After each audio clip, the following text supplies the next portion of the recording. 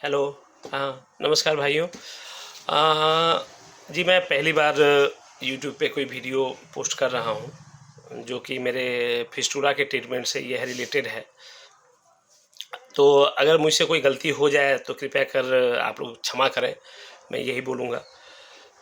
Actually मेरा जो fistula था वो एनल फिस्टूला था। एनल फिस्टूला मतलब लेट्रिन का जो रास्ता होता है उससे करीबन 1 से हाफ इंच के दूरी पे था। तो ये करीबन आपका फरवरी में इसका सिम्टम शो हुआ था। वहाँ पे आपका खुजली टाइप का हुआ था। उसके बाद धीरे धीरे वहाँ पे मवाद टाइप का आपका कहता आने लगा, भरने लगा। तो मुझको थोड़ी चिंता हुई। मैंने सोचा कि शायद कुछ घाव वगैरह है। तो मेरा खुद का मेडिकल स्टोर है। तो मैंने क्या किया, मैंने खुद का पहले ट्रीटमेंट किया, एंटीबायोटिक वगैरह मैंने खाया। तो उससे तो मेरा कुछ हुआ नहीं। घाव कुछ दिन के लिए ये हो गया, दब गया, लेकिन दर्द आपका बराबर लगा रहा। और मेरा, जैसा कि मैंने बताया आप लोगों को कि मेरा मेडिकल स्टोर था है। तो मैं दुर्गापुर पश्चिम बंगाल से हूँ। तो यहाँ पे एक हॉस्पिटल भी है, हमारा बड़ा नामी हॉस्पिटल है IQ सिटी करके। तो मैं फिर वहाँ पे एक सर्जन के पास गया करने, वहाँ पे दिखाने के लिए। तो उन्होंने भी फिर कुछ और एंटीबायोटिक बदल के दिया, MRI करने के लिए बोला। तो उन्होंने फिर वहाँ पे MRI वगैरह वगैरह करवा के फिर बोला कि एंटीबायोटिक हम लोग दे रहे हैं, 10 दिन का देखिए, फिर शायद आपका ठीक हो जाए। तो फिर हुआ नहीं वहाँ से कुछ ठीक। तो फिर मैंने होम्योपैथी का ट्रीटमेंट 1-1.5 महीने के लिए लिया। डॉक्टर ने 2 महीने की दवाई दी, मैंने 2 महीने की दवाई भी खरीदी। करीबन 2 महीने का खर्च आया था होम्योपैथी का 3200 रुपये लगभग का दवाई मैंने लिया था। कोई अच्छे ये थे, डॉक्टर थे एक दुर्गापुर में। लेकिन हुआ क्या कि धीरे धीरे मेरा ठीक हो जा रहा था होम्योपैथी से, लेकिन परमानेंट क्योर नहीं हो रहा था। क्योर मतलब ये इन द सेंस के आपका 2 टाइम में करीबन आपका सुबह 11 से 12 और शाम को 7 से 8 बजे तक, इस 2 समय में मेरे वहाँ पे बड़ा दर्द होता था। और मेरा बैठने का यहाँ पे काम है, और दर्द उसी समय ख़त्म होता था जब ये करीबन 40 मिनट का आपका दर्द होने के बाद वहाँ से पस आपका निकलता था। पस मतलब हनी के टाइप का मवाद आपका निकलता था, थोड़ा सा, 1 से 2 ml 3 ml ऐसे। तो मैंने करीबन इसके कारण जो औरतें जो पैड यूज करती है वो पैड मैं हमेशा यूज करता था, क्योंकि और कोई चीज़ मुझको समझ में नहीं आ रहा था। तो मैंने वही पैड इस्तेमाल करना शुरू किया कि ताकि मेरा पेंट या फिर बाहर का जो पेंट है या अंडर गारमेंट्स है वो कहता आपका भीग ना जाए और गंदा ना लगे। तो इस तरह से ट्रीटमेंट मेरा चलता रहा, लेकिन क्योर कुछ हुआ नहीं।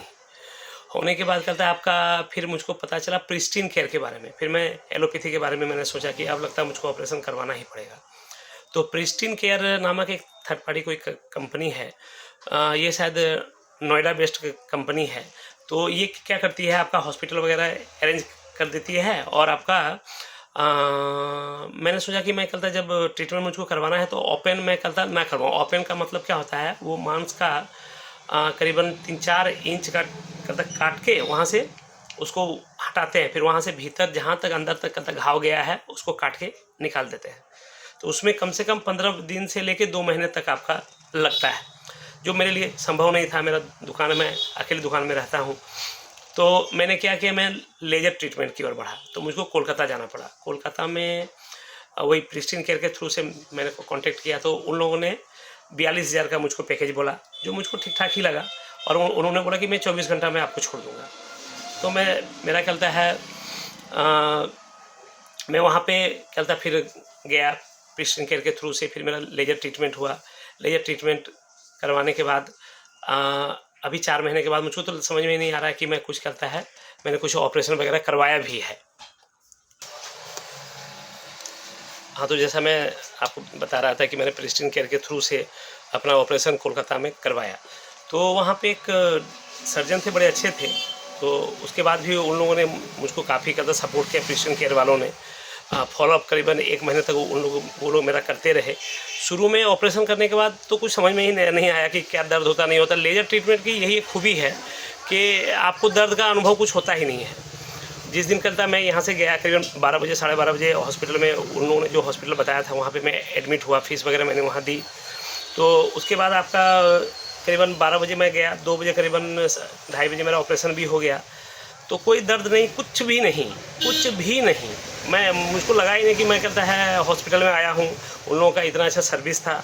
पेशेंट केयर वालों का बोल लीजिए या फिर हॉस्पिटल वालों का, सारे लोग इतने अच्छे थे। उन्होंने वही 42,000 वाला पैकेज में ही एक केबिन मुझको दिया है विथ AC, टीवी वगैरह था उसमें, एक बेड भी अच्छा था होल्डिंग, और बाथरूम वगैरह सब अटैच था। तो मुझको बड़ा अच्छा लगा उन लोगों का सर्विस देख के।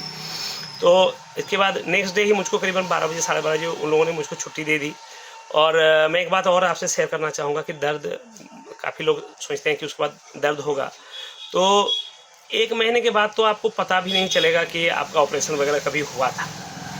तो इसलिए जो लोग फिस्टुला से त्रस्त हैं, कष्ट भोग रहे हैं, तो मैं तो उन सबों को सजेस्ट ये करूँगा, भाई देखिए, आप कहीं पे भी एलोपैथी या होम्योपैथी कोई भी ट्रीटमेंट करवाइए, आपका करीबन 10-20 हज़ार रुपये तो खर्चा आपका 1 साल 2 साल तक तो हो ही जाता है।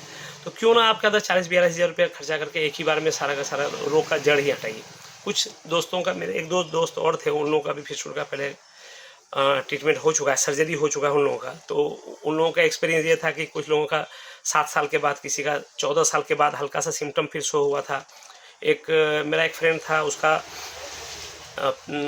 शुगर काफ़ी हाई रहता था, तो वो शुगर का पेशेंट था, तो इसलिए क्या होता है उसका फिर एक बार 7 साल 8 साल के बाद उन लोगों को लेट्रिन की दिक्कत हमेशा रहती है। जो लोग शुगर के पेशेंट होते हैं तो वो लोग ठीक से खान पान उन लोगों का होता नहीं है, तो लेट्रिन उन लोग का टाइट ही हमेशा रहता है, जिससे ये रोग फिर से आने का संभावना रहता है। लेकिन जो लोग शुगर के पेशेंट नहीं है, डायबिटिक नहीं है, तो उन लोगों को उतना ज़्यादा चिंता करने की ज़रूरत नहीं है, फिर से होने का चांस बहुत कम रहता है।